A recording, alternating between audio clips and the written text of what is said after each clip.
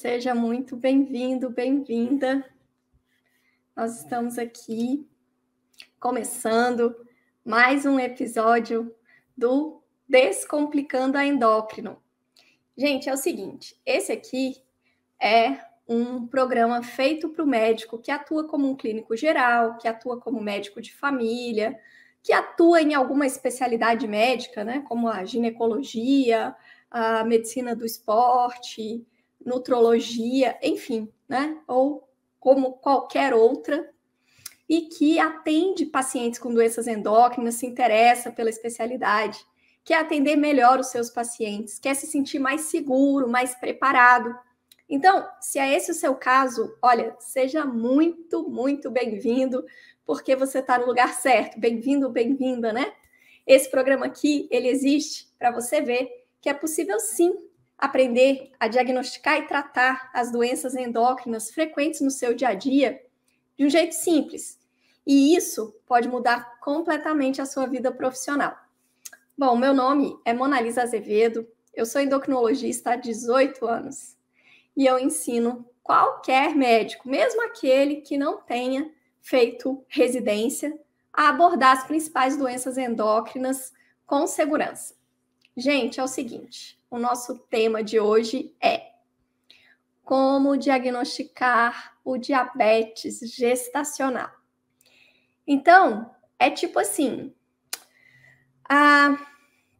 o diabetes é a principal alteração metabólica, né, durante a gravidez. Então, é uma coisa comum.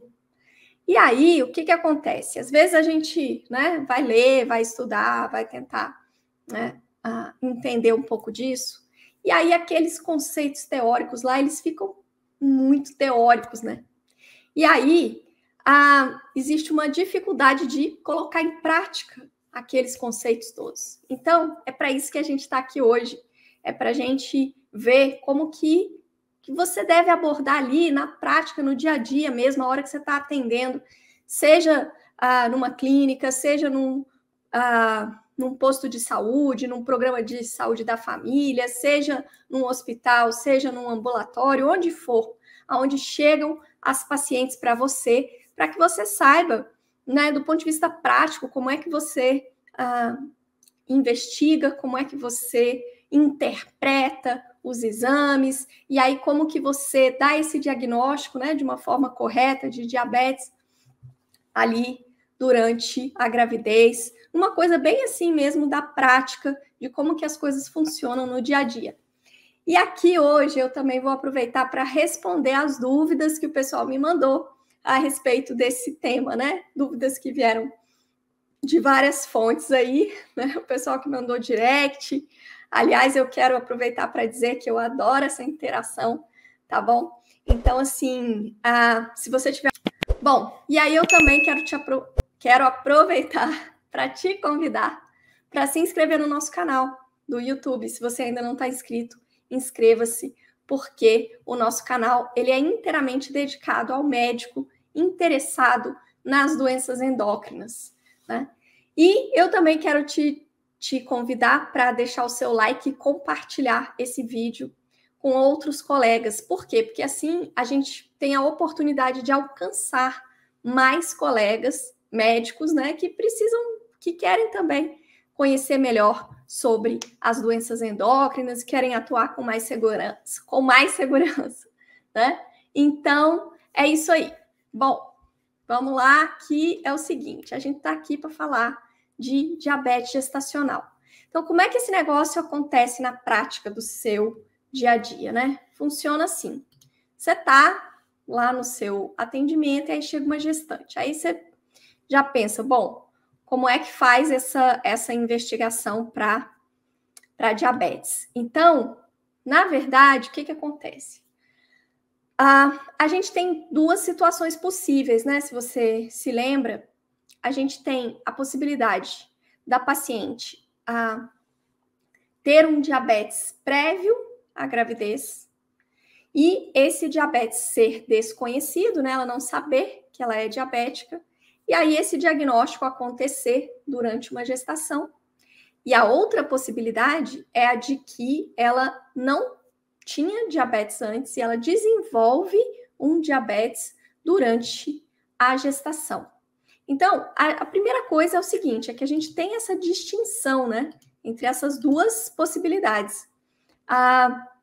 Que seria um diabetes na gestação, um diabetes diagnosticado na gestação, e a possibilidade do diabetes gestacional, que é aquela condição em que a gente vai ter aumento da glicemia relacionado aos hormônios da gravidez e tudo mais. Então, esse é um cenário 100% ligado à gravidez. Então, essas duas possibilidades existem e quando a gente vai abordar, investigar, a gente vai ter uma certa oportunidade de distinguir entre essas duas situações. De toda forma, independente se a paciente tem um diabetes diagnosticado na gestação ou se ela tem um diabetes gestacional, de toda forma, a gente vai precisar abordar essa hiperglicemia, porque a hiperglicemia durante a gravidez, ela tem potenciais danos tanto para o feto, o bebê, quanto para a mãe, né? Então, vamos lá, como é que você faz isso na prática? Na prática, é o seguinte, independente do contexto que você estiver, é importante a gente fazer na primeira consulta do pré-natal, né, logo no início da gravidez, a gente vai solicitar uma glicemia de jejum. Então, às vezes as pessoas falam assim, diabetes gestacional é teste oral de tolerância à glicose, né, TOTG. Então, assim, olha, muita calma, porque, assim, tem hora para a gente fazer cada exame, né? O TOTG, ele é um exame que vai ser útil no segundo trimestre da gravidez, né? Então, entre 24 e 28 semanas. No início da gravidez, no primeiro trimestre da gestação, a gente não tem parâmetros, né, para interpretar um TOTG. Então, no início da gravidez, o que a gente faz é glicemia em jejum. E aí, como é que a gente vai interpretar, né? Olha, o nosso ponto de corte aqui, o que vai, né, servir de número mágico aqui, é a glicemia de 92, menor do que 92. Isso daí, se a glicemia dela em jejum, mulher está grávida, tá? Na primeira consulta do pré-natal, ela está no primeiro trimestre de gravidez, então a glicemia em jejum dela vem menor do que 92, esse foi um rastreamento negativo para diabetes, beleza? E aí, isso significa, não, então não é diabetes, não tem diabetes gestacional, não tem nada, então morreu esse assunto? Não. Por quê? Porque ela ainda pode desenvolver o diabetes gestacional ao longo da gravidez, né? Então, entre a 24ª e a 28ª semanas de gestação, a gente vai solicitar, então, um teste oral de tolerância à glicose. Porque hoje, nesse momento, né, no início aqui, no primeiro trimestre da gravidez, a gente está descartando diabetes. Porém, ela ainda não está livre de desenvolver um diabetes gestacional. É por isso que lá na frente a gente vai precisar do TOTG, mesmo, né, que a paciente tenha um rastreamento negativo agora. Muito bem. E se a glicemia veio a partir de 92? Daí é o seguinte, é aqui que a gente vai fazer uma distinção entre o diabetes gestacional e o diabetes diagnosticado na gravidez, né? Aquela paciente que já tinha diabetes e não sabia, e aí esse diagnóstico sai ali nos exames de pré-natal. Então, como que a gente vai fazer essa distinção? Se essa glicemia de jejum vier a partir de 126, que é aquele nosso critério para dar diagnóstico de diabetes mesmo, né, independente de qualquer circunstância. Então, se essa glicemia vier maior ou igual a 126, isso é compatível com um diabetes diagnosticado na gestação. Por outro lado, se a glicemia estiver entre 92 e 125, daí que a gente vai chamar isso de diabetes gestacional. Porém, aqui tem um detalhe, que é um detalhe muito, muito, muito importante, que é o seguinte, gente, antes da gente dar esse diagnóstico, eu falei assim, ela chega com a glicemia, né? Veio com a glicemia de 100. Opa, isso aqui é diabetes gestacional. Olha, possivelmente é mesmo. Só que antes de você afirmar isso, é importante você repetir a dosagem, tá? É necessário uma segunda glicemia em jejum, né? Confirmando esse resultado, tá bom? Porque lembra, gente, é tipo assim, né? Em endocrinologia isso é quase que uma, digamos assim, uma regrinha, né? De que a gente deve sempre repetir, né, exames para que a gente possa confirmar. Por quê? Porque uma glicemia em jejum, eventualmente, ela pode vir elevada sem isso significar que ali existe realmente, né, uma alteração do metabolismo da glicose que é mantida, que é constante, né?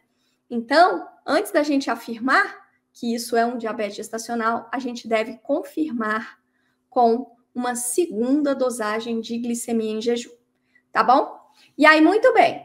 Então tá bom. Então, quer dizer que se a paciente chegou com uma glicemia de 100, por exemplo, daí, o que eu vou fazer? Eu vou chamar isso de diabetes gestacional? Calma. Primeiro, você vai confirmar, você vai repetir. Então, existe uma forte suspeita, né, de diabetes gestacional, mas você pede uma nova glicemia em jejum. De novo, veio maior ou igual a 92, né? E menor do que 126, então isso é compatível com diabetes gestacional. E aí você vai dar esse diagnóstico nesse momento. Você vai dar condutas, né? Você vai cuidar dessa paciente.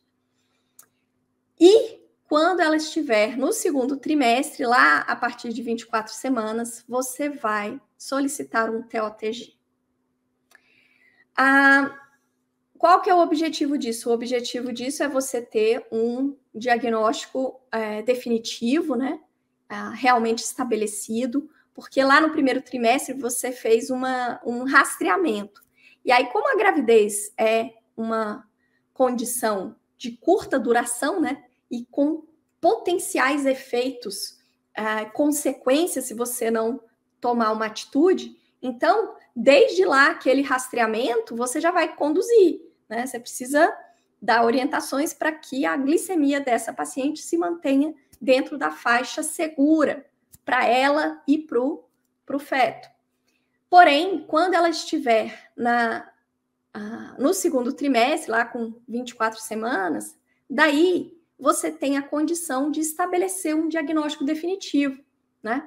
Então, como é que são os critérios, né, para a gente dar diagnóstico de diabetes gestacional lá no TOTG. Então, existem, gente, ao longo dos anos, ao longo do tempo, né, as várias entidades, as várias instituições vêm se pronunciando e definindo padrões e critérios para diagnosticar diabetes gestacional. Qual o critério que nós estamos seguindo, que nós adotamos aqui no Brasil? Então, aqui no nosso meio, a gente utiliza um critério que a Sociedade Brasileira de Diabetes, junto com outras instituições, né, a FEBRASO, que é a Federação Brasileira de Ginecologia e Obstetrícia, o Ministério da Saúde, se reuniram e adotaram o seguinte critério. Então, a paciente faz o teste oral de tolerância à glicose, ela recebe 75 gramas, né, de glicose anidra, ali líquidazinha, né, diluída em água. E aí, a gente vai ter as medidas da glicemia. A gente vai ter uma glicemia em jejum, uma glicemia 1 hora depois e outra glicemia 2 horas depois da glicose anidra. E quais que vão ser os parâmetros que a gente vai usar? O jejum vai ser aquele nosso número mágico de 92, né? Com 1 hora da ingesta da glicose, o nosso critério vai ser 180. E com 2 horas, 153. Então, se a glicemia vier maior ou igual a esses números, a gente vai ter o diagnóstico confirmado de diabetes gestacional. Então, se o jejum dela vier a partir de 92, se 1 hora, né, durante o teste, vier a partir de 180, ou se 2 horas vier a partir de 153, a gente vai ter isso como critério para fechar o diagnóstico. E olha, basta um valor desses alterado para a gente fechar o diagnóstico, isso conforme os critérios que nós adotamos aqui no Brasil. Beleza? E aí, o que acontece? Então, assim, a gente confirma esse diagnóstico. Só que desde lá o rastreamento, né? Desde a glicemia em jejum que a gente fez lá na primeira consulta do pré-natal, que a gente já está abordando essa paciente, tá bom? Isso é muito importante, porque também não adianta você... o rastreamento foi positivo, mas agora só com 24... Basta um valor desses alterado para a gente fechar o diagnóstico. Isso conforme os critérios que nós adotamos aqui no Brasil. Beleza? E aí o que acontece? Então, assim, a gente confirma esse diagnóstico. Só que desde lá o rastreamento, né? Desde a glicemia em jejum que a gente fez lá na primeira consulta do pré-natal, que a gente já está abordando essa paciente, tá bom? Isso é muito importante, porque também não adianta você... o rastreamento foi positivo, mas agora só com 24 semanas que a gente vai fazer o TOTG. Enquanto isso, vida que segue? Não, enquanto isso, vamos manejar essa hiperglicemia, né? Vamos orientar dieta para a paciente, para que esse controle glicêmico seja preservado, seja mantido. E aí, então, assim, ó, vamos lá. Vamos voltar volta a fita aí um pouquinho, né? O que acontece? Eu falei que lá na primeira consulta do pré-natal, se a glicemia em jejum vier abaixo de 92, o rastreamento foi negativo, é vida que segue e ela vai fazer um TOTG entre 24 e 28 semanas, né? Se nesse TOTG todos os resultados vierem normais, abaixo do ponto de corte que a gente falou, de fato, essa paciente não tem diabetes gestacional e aí segue a gravidez, não precisa mais preocupar com investigar diabetes gestacional. Por outro lado, se nesse TOTG, mesmo ela tendo feito a glicemia em jejum lá no início, né, do pré-natal, veio normal, veio menor do que 92, mesmo assim ela tem que fazer o TOTG. E aí, se nesse TOTG, com 24 a 28 semanas, se tem algum resultado compatível com diabetes gestacional, ela está com esse diagnóstico. E aí, daqui para frente, né, ela vai precisar ser manejada e cuidada em relação às glicemias, né? A gente vai precisar fazer um controle glicêmico, né, que no diabetes gestacional ele vai sempre começar por a dieta, né? Por medidas dietéticas. E aí, se as medidas dietéticas não forem suficientes, aí a gente pode pensar em abordagem terapêutica mesmo, né? Medicamentosa. Então, dito isso, aí eu falei, bom, se a glicemia em jejum vier menor que 92, a gente já falou. Se ela vier entre 92 e 126, a gente já falou, né? Mas e se ela vier a partir de 126?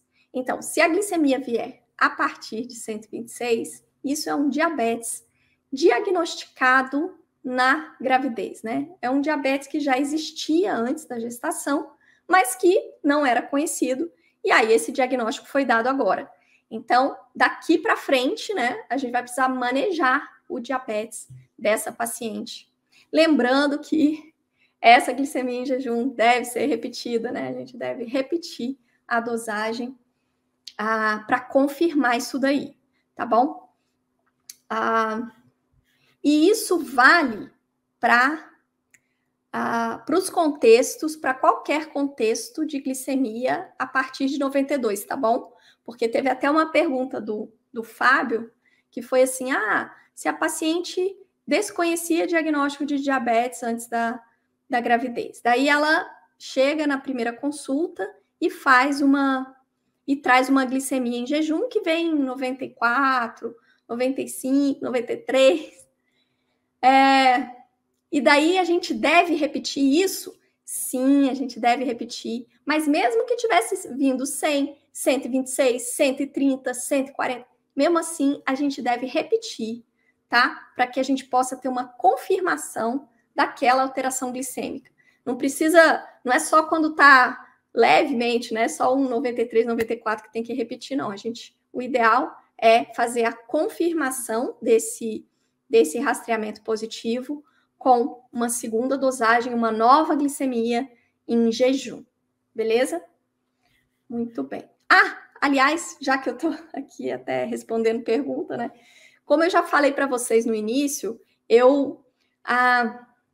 as aulas, elas são elaboradas a partir das dúvidas de vocês. Então, eu já vou desenhando tudo aquilo que eu vou explicando já para tentar ir respondendo as dúvidas de vocês. Porém, às vezes, enquanto a gente está aqui, né? Às vezes você está acompanhando e aí te surge uma dúvida. Então, se você quiser perguntar, pode postar aqui, tá bom? Pode postar que a gente vai respondendo aqui ao longo da live também. Aliás, tem pergunta aqui, né? Por falar em pergunta. Deixa eu ver aqui. Poderia fazer uma pergunta? O João está perguntando. Pode, João. Pode perguntar sim. Se for do assunto da live, né? A gente está falando de diabetes e gestação, tá bom?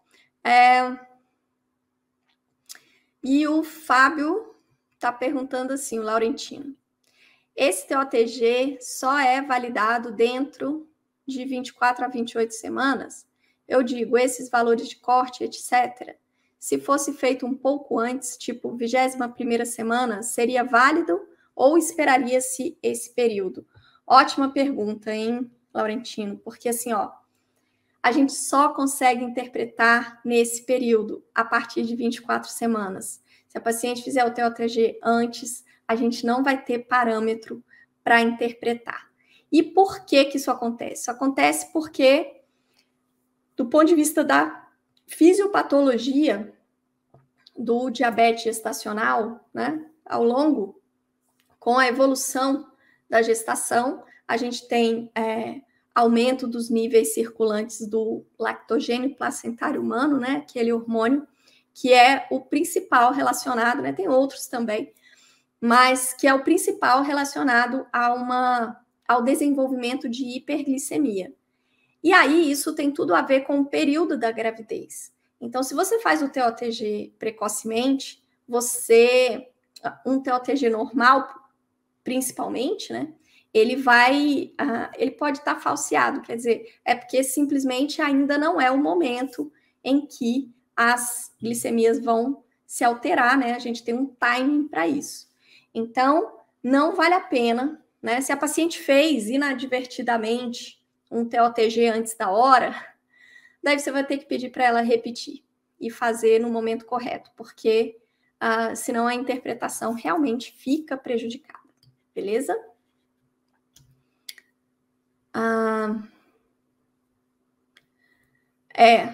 É isso. Então, assim, as perguntas sobre diabetes gestacional a gente vai abordar aqui hoje, beleza? Porque se a gente for falar de outros transtornos endócrinos, aí a gente acaba desvirtuando, e aí o nosso objetivo é seguir num raciocínio específico, beleza? Bom, o nosso objetivo aqui hoje é falar sobre o diagnóstico do diabetes. Eu coloquei diagnóstico de diabetes gestacional, mas desde o início eu estou te apresentando a ideia de que a gente tem o diabetes gestacional, que é essa doença relacionada à gravidez, né, essa alteração do metabolismo da glicose relacionada ao período da gravidez. Mas a gente também tem a outra situação, que é a de um diabetes que é diagnosticado durante a gravidez. E essas duas situações vão formar o conjunto, né, de alterações da glicose que podem acontecer numa mulher grávida. E o fato é que, independente disso ser diabetes gestacional ou diabetes diagnosticado na gravidez, de toda forma a gente vai precisar abordar a paciente, né, a gente vai precisar dos cuidados, porque as consequências da hiperglicemia para o binômio mãe-feto, elas já são bem conhecidas, né, e a gente definitivamente não quer essas consequências para a nossa paciente gestante. Tem uma pergunta aqui, e quando a paciente já é diabética, insulino dependente? Bom, se ela já é diabética, já usa insulina, e aí engravida, daí a gente, os nossos critérios, né, os nossos parâmetros as nossas metas de glicemia, elas vão mudar, né? Então, esse é o principal foco, né? Que seria o seguinte, fora da gravidez, a gente tem lá meta de glicada de 7, né? Glicemia em jejum até 130, glicemia pós-prandial até 180, e aqueles critérios gerais que a gente tem. Na gravidez, a gente vai ter critérios específicos que são mais rígidos, né? Porque a gente já sabe que o controle glicêmico durante o período gestacional, ele precisa ser mais intensivo, ele precisa ser mais... as glicemias precisam ser mantidas em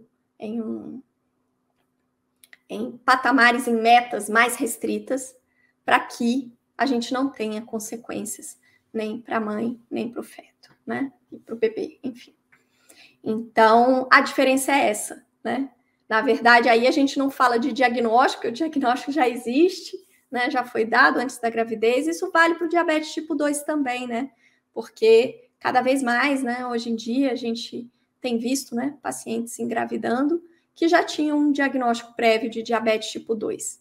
Então, a ideia é, engravidou, agora é um novo cenário, agora é uma nova realidade, agora a gente tem novas metas glicêmicas, né? Então, a gente precisa de um controle mais estrito, né? Então, e aí, já que eu estou falando disso, né? Então, o que a gente quer quando a gente tem uma paciente com diabetes na gravidez? Então, se é um diabetes gestacional, lembra, você deu esse diagnóstico, seja num rastreamento, ou seja, pós o TOTG, daí você vai iniciar uma conduta de terapia dietética, né? A paciente vai fazer medidas de dieta para que a glicemia fique dentro das metas. E aí, o que é meta, né, nesse contexto? A gente vai querer a glicemia em jejum abaixo de 95, 1 hora pós-prandial até 140 e 2 horas pós-prandial até 120. E daí, se a paciente em 1 a 2 semanas, né, em até 2 semanas de dieta, está mantendo as glicemias desse jeito, então você vai olhar o jejum e o pós-prandial. Isso aqui é o quê? Isso é glicemia capilar, né?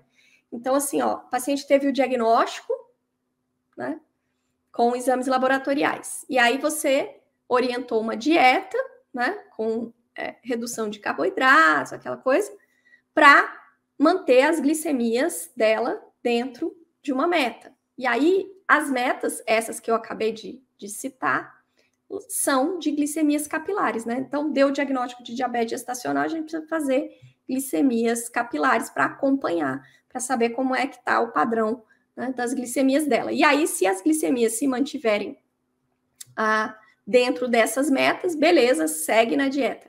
Agora, não. As glicemias estão acima desses valores, né? Pelo menos 2 medidas acima e tal. Daí a gente vai precisar pensar na intervenção com insulina. Por quê? Porque aqui a gente não tem tempo a perder. Se a mulher está grávida, rapidinho, né? Esses 9 meses passam aí assim voando, então a gente não tem tempo a perder. E aí, se as glicemias estão altas, a gente tem sim que iniciar a insulina, a terapia com insulina.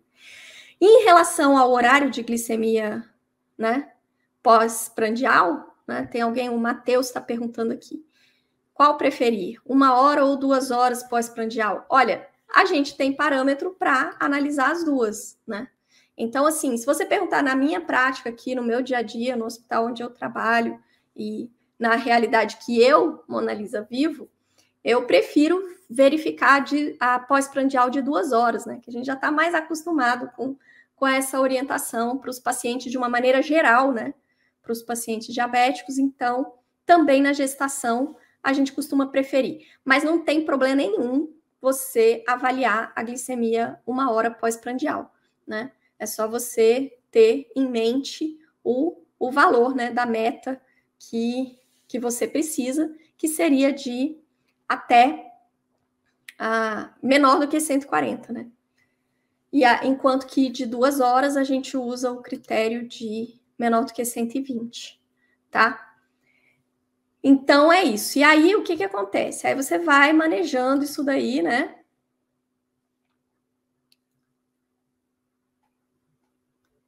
Isso. Ah, tá. Daí, às vezes eu dou umas pausas assim, gente. Por quê? Porque às vezes eu tô lendo aqui as perguntas, tá bom? Eu tô tentando acompanhar aqui, porque a gente tá em 3 redes sociais ao mesmo tempo, né?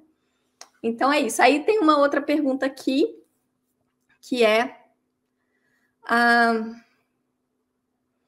sobre a insulina Detemir. Então tá, aqui já é uma pergunta sobre tratamento, né, com insulina. Então, o que acontece? Vamos só fechar esse raciocínio aqui, né? Então, você vai seguir a paciente com glicemias capilares. Você também pode seguir a paciente com monitoração contínua da glicose, né, com CGM. Mas, em geral, as pacientes com diabetes gestacional, né, que estão em dieta, né, aquelas que estão iniciando o acompanhamento, elas não costumam utilizar o CGM, né?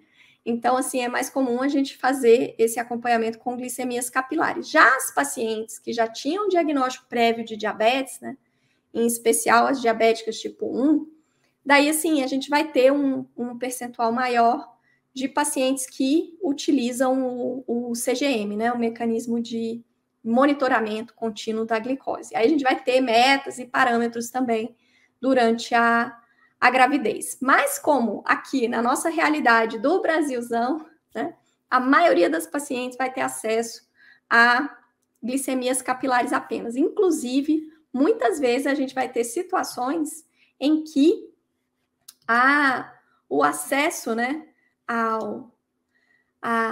as glicemias capilares, a oportunidade de fazer nem vai ser o ideal, né? Porque o que é o ideal? A gente já até teve a oportunidade de falar sobre isso quando a gente está manejando pacientes que usam insulina, né, não grávidas. E aqui é a mesma história, né? Então, assim, se o paciente usa insulina, o interessante é a gente ter várias medidas de glicemias capilares no dia. Por quê?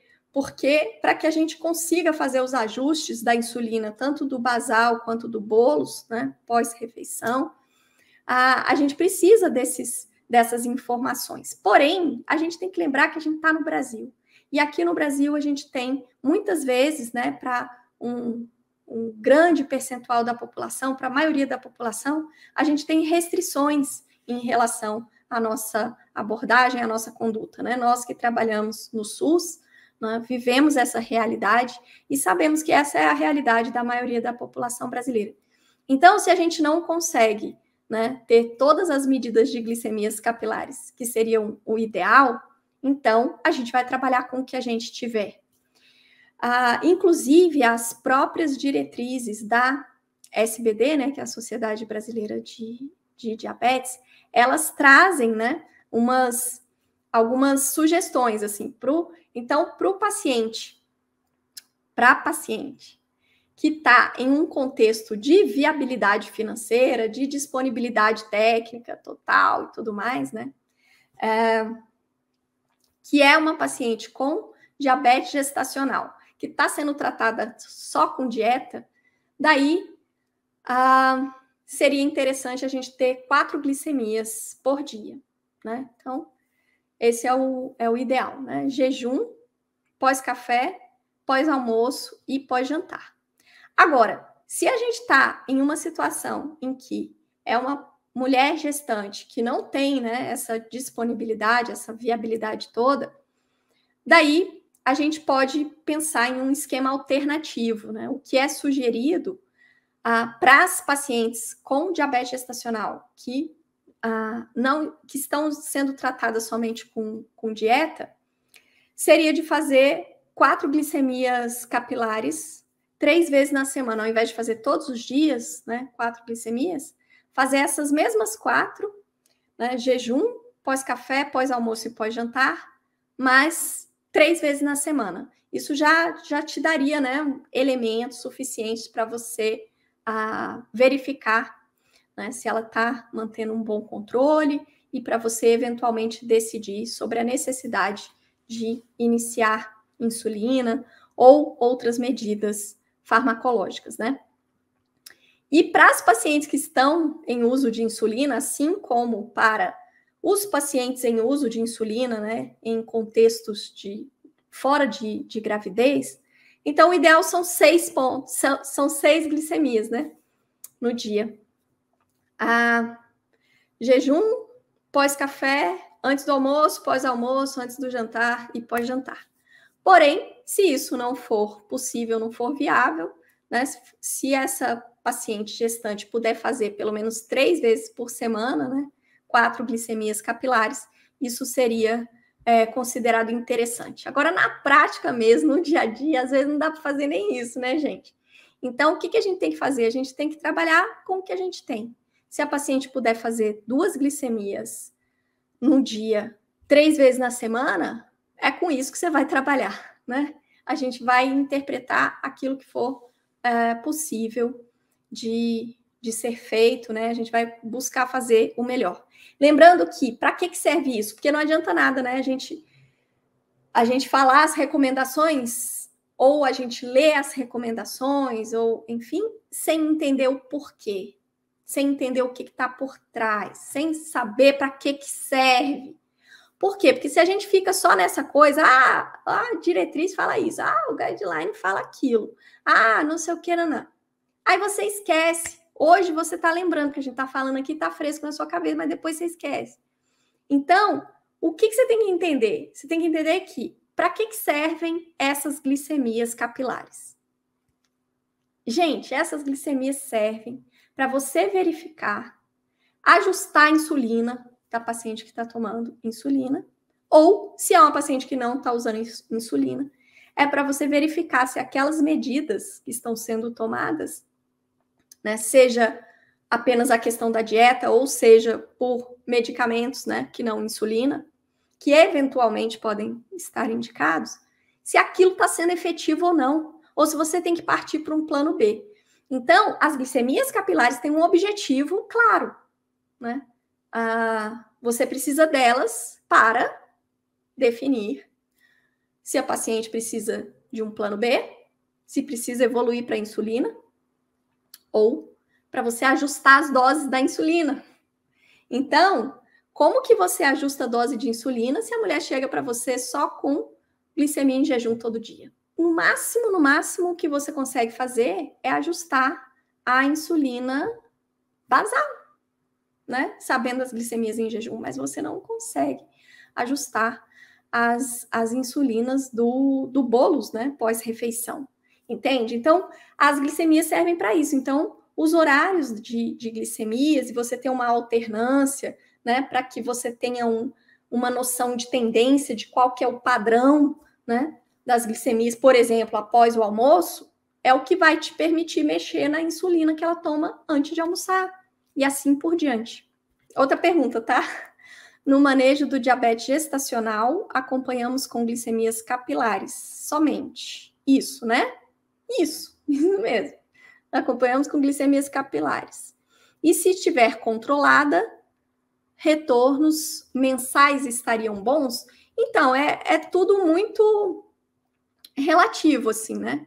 Um retorno quinzenal, né? Às vezes é mais interessante a cada 2 semanas.